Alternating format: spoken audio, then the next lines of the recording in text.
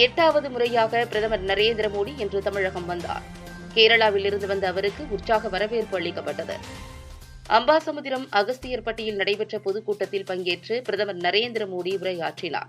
அப்போது பேசிய அவர், தமிழகத்தில் எனக்கு கூடும் கூட்டத்தை பார்த்து இந்தியா கூட்டணிக்கு தூக்கம் தொலைந்திருக்கும். தமிழ் புத்தாண்டு தினத்தில்தான் பாஜக தனது தேர்தல் அறிக்கையை வெளியிட்டது. தென்னிந்தியாவிலும் புல்லட் ரயில் இயக்கப்படும் என பாஜக வாக்குறுதி அளிக்கிறது. தமிழ் மொழியை உலகளவில் பிரபலப்படுத்த பாஜக உறுதி பூண்டுள்ளது என்றவர், தமிழகத்தில் எனக்கு கிடைத்த ஆதரவால் பலருக்கும் குழப்பம் ஏற்பட்டுள்ளது என்றார். மேலும், தாய்மார்களுக்கு தொண்டு செய்ததால் அவர்களின் அன்பு எனக்கு கிடைத்திருக்கிறது.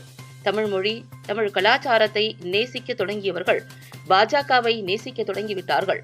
செங்கோலாக இருக்கட்டும், ஜல்லிக்கட்டாக இருக்கட்டும், திமுக அதனை எதிர்த்துள்ளது. வீரபாண்டிய கட்டபொம்மன், மருது சகோதரர்கள், வேலு நாச்சியார் ஆகியோர் சுதந்திரத்திற்காக போராடியவர்கள். முத்துராமலிங்க தேவத்தந்தை எழுச்சியால் நேதாஜி ராணுவத்தில் பல இளைஞர்கள் இணைந்தனர். பாஜகவும் வஉசி போல தமிழகம் மற்றும் இந்தியாவை சுயசார்பு நாடாக மாற்ற விரும்புகிறது. இந்த கூட்டத்துடன் தமிழகத்தில் எனது தேர்தல் பிரச்சாரத்தை நிறைவு செய்கிறேன் என்று கூறினார்.